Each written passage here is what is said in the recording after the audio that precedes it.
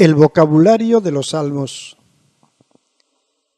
La oración del pueblo de Israel, reflejada en los salmos, es la respuesta que unos hombres dan a su Dios, un pueblo que busca, ama y espera en el Señor. Refleja con vigor y sinceridad la experiencia que ha vivido a lo largo de su historia. Para ayudar a orar hoy con los salmos, señalamos sus temas fundamentales y sus palabras clave. Son como señales que nos indican el camino que lleva a Cristo. El Espíritu Santo nos lo hará percibir si ponemos de nuestra parte el esfuerzo de atención que se necesita. Por una parte, la alianza. Es el acontecimiento más importante en la historia del pueblo de Dios. Es un hecho, no una idea, una iniciativa de Dios, no una ocurrencia del hombre. A este hecho único se refieren muchas veces los salmos con palabras y expresiones que precisamos conocer. La alianza es una relación de amor entre Dios y los hombres. Amor gratuito y misericordioso, fiel y verdadero, tierno y fuerte. Amor que otorga la gracia y el perdón. Se da, invita a una respuesta y elige un pueblo. Cada vez que encontramos los términos amor, misericordia, fidelidad, verdad, ternura, perdón, gracia, pueblo mío, estamos ante una señal clara del deseo del salmista de recordarnos la alianza o relación personal entre Dios y su pueblo. Expresan la riqueza inagotable del amor que Dios tiene al hombre. Quien vive esa relación de amor es un hombre fiel y piadoso. Sano o enfermo, perseguido o calumniado, acepta la alianza, se complace en la ley, gusta de la intimidad de Dios. No es que no caiga y peque, pero pide perdón, confiesa sus faltas y sabe confiar. Hace sitio a Dios en su vida, se deja guiar por Él. En una palabra, tiene fe. A lo largo de la historia de Israel, estos pobres de Yahvé forman el pequeño resto de hombres fieles, cuya flor más bella fue María, la Virgen de Nazaret. Otro término es la ley. Es el don de Dios a su pueblo, inseparable de la alianza, don de la enseñanza más que del mandato. La palabra hebrea Torah significa no tanto mandato o prescripción, cuanto enseñanza. La ley enseña el camino para ir a Dios, causa alegría, da la vida, conduce al amor.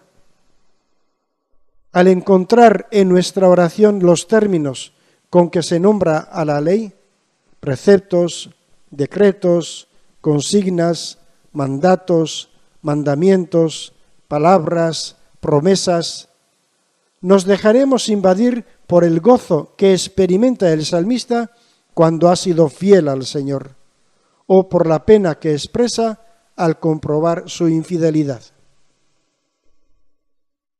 Otro término es el templo de Jerusalén. Es el lugar donde Dios está presente y manifiesta su gloria. El único donde se puede adorar y ofrecer sacrificios al Altísimo. En el templo, el peregrino experimenta el gozo de sentirse huésped de Dios.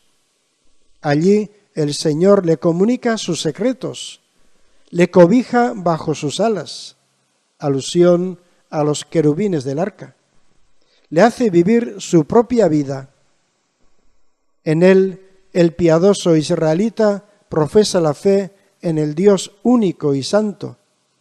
Descubre la alegría de la comunidad fraterna. Al sentirnos en contacto con estos peregrinos, renovamos la alegría de ser amigos de Dios y de vivir como hermanos. Una ciudad, un rey, una dinastía.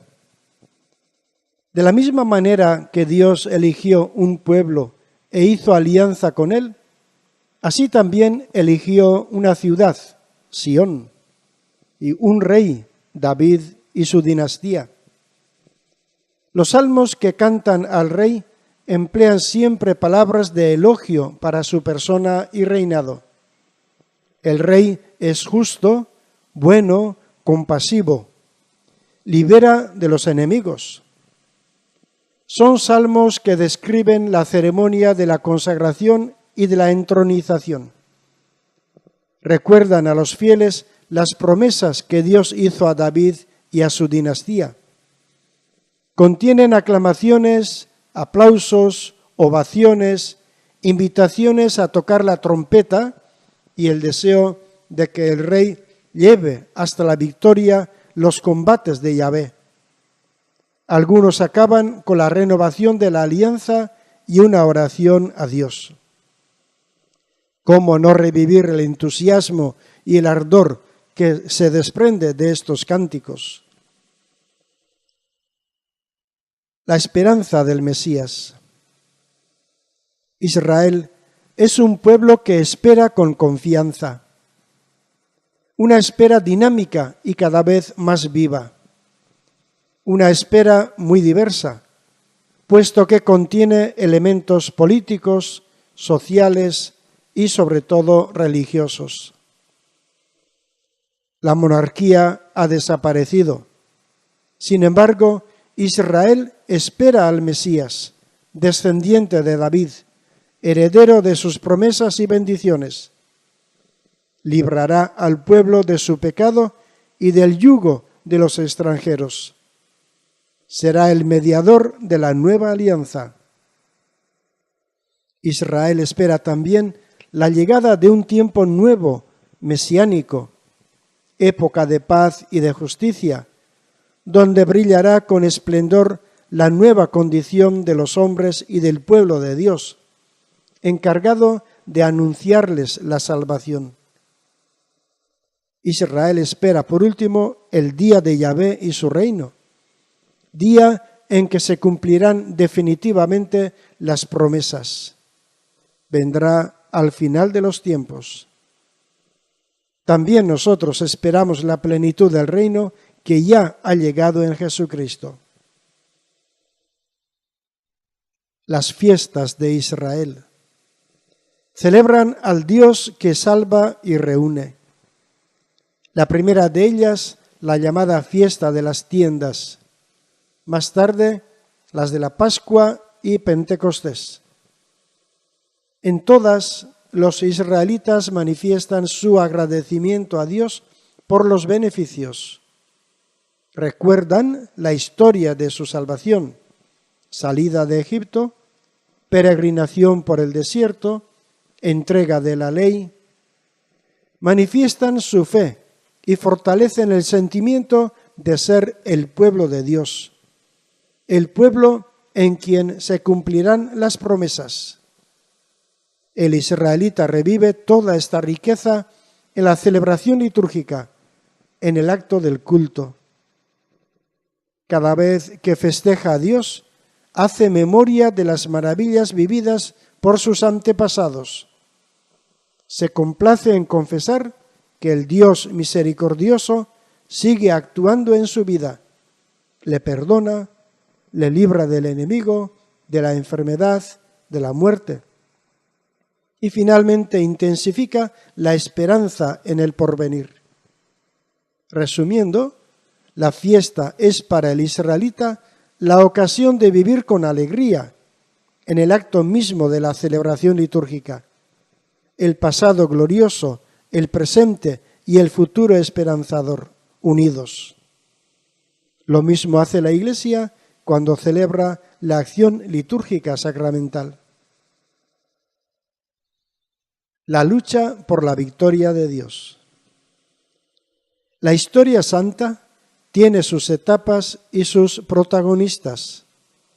Israel la imagina como una lucha hasta la victoria final. Por eso describe a Dios creador según las tradiciones del pueblo antiguo, poniendo orden en el caos o confusión inicial.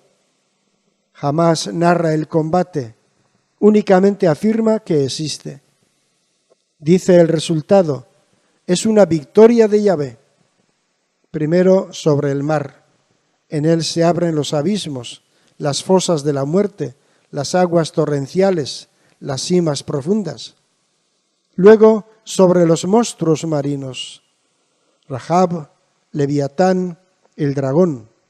Victoria también sobre el infierno, reino de las sombras y de la muerte. El combate de Dios se prosigue a lo largo de la historia. Va dirigido contra las naciones y los pueblos extranjeros, es decir, los paganos y los poderes ocultos que les empujan, demonios. Sobre todas ellas destaca Egipto como el enemigo más fuerte de Israel. También lucha Dios contra el impío o príncipe del mal y sus secuaces. Los salmos están llenos de maldiciones contra los malvados que atacan a los pobres y llenos de súplicas de estos para librarse de la persecución. Los hombres son impíos o justos en la medida en que rechazan o acogen la palabra de Dios. El impío no acepta al Señor, se ríe de Él y de quienes le honran. Ama la falsedad, busca el engaño, ultraja el honor de Dios. No es su huésped y recurre a los ídolos que no pueden salvar. La victoria final tendrá lugar en el día de Yahvé, de manera irrevocable y definitiva. Esta lucha aparece en los salmos. La victoria de Dios provoca himnos de alabanza y aclamaciones por su gloria. De ahí las invitaciones a cantar, bendecir, aclamar, exaltar, anunciar, proclamar, publicar y cantar las hazañas y proezas del Señor. Dios que crea y Dios que salva son los motivos de estas alabanzas. Y atravesando todo el salterio, la esperanza del triunfo final. Así rezaba el antiguo pueblo de Dios. ¿Por qué los salmos sirven para la oración de hombres tan diferentes y de culturas tan distintas? ¿Por qué continúan todavía hoy siendo la oración por excelencia de la Iglesia, el nuevo pueblo de Dios? Porque los salmos son como el espejo donde el hombre se descubre a sí mismo en sus situaciones humanas más profundas de alegría, de paz, de angustia, de enfermedad. Por eso son la oración más humana para el hombre de todos los tiempos. Porque la Sagrada Escritura es el espejo donde la Iglesia contempla a Dios. Al orar con los salmos, descubre la imagen viva de Jesús y toma conciencia de su propio destino al ver cómo se cumplen en Cristo. El proceso de cristificación de los salmos en la comunidad primitiva empieza muy pronto. La comunidad cristiana, al orar con los salmos, ora con Cristo y aprende a caminar entre penas y alegrías, trabajos y esperanzas, sufrimientos y persecuciones, con la confianza inquebrantable del triunfo final. Efectivamente, los salmos hablan de Jesucristo y encierran su voz. Los temas tratados en el apartado anterior encuentran en Jesucristo su plena realización. En su sangre selló la nueva y eterna alianza. Jesús de Nazaret, el Hijo de la Virgen María, nos dice a los hombres de todos los tiempos, razas y lugares, cómo Dios es bueno y justo, misericordioso y tierno, fiel y veraz, Verdaderamente con Jesucristo apareció la gracia de Dios que trae la salvación para todos los hombres. Jesús en la cruz es el justo, ferozmente perseguido y odiado sin motivo, abrumado por el sufrimiento, insultado y ridiculizado que describen los salmos. Puso su confianza en el Padre y cumplió su voluntad hasta el fin. Jesús se sometió a la ley, pero la llevó a la perfección. Él nos dio una nueva ley y nos dijo que Él era el camino para ir al Padre, la verdad y la vida. Se opuso al legalismo de los fariseos y escribas, porque con su manera de enseñar la ley de Dios ocultaban y deformaban el rostro misericordioso del Padre. El cuerpo de Jesús es el verdadero templo. Ofrecido en la cruz, es el lugar definitivo del encuentro de los hombres con Dios. Lo destruirán, pero Él lo reedificará en 3 días. Jesús es el Rey esperado, reconocido como hijo de David y saludado como tal, pero también rechazado por los suyos, que no le recibieron. Bandera discutida para que quede clara la actitud de muchos corazones. Es el Rey vencedor del mundo y del demonio, del pecado y de la muerte. Su reino, que está cerca y hasta ha llegado a nosotros, no es, sin embargo, de este mundo. La realización perfecta del reino está todavía por venir. Tendrá lugar al final de los tiempos. Mientras llega el día de Yahvé y la victoria final sobre las naciones paganas, aliadas contra la Iglesia de Cristo, ésta permanece vigilante y ora a su Señor con las palabras que hablan de Él, y Él mismo inspiró, y trata de que la vida que corre en ellas pase de sus labios al corazón y de éste a las obras. Gracias al Espíritu Santo, divino autor de los salmos, la oración de la Iglesia abarca y llega a todos los hombres. Ojalá, por la gracia de Dios, sean nuestros de verdad los gozos y las esperanzas, las tristezas y las angustias de todos ellos.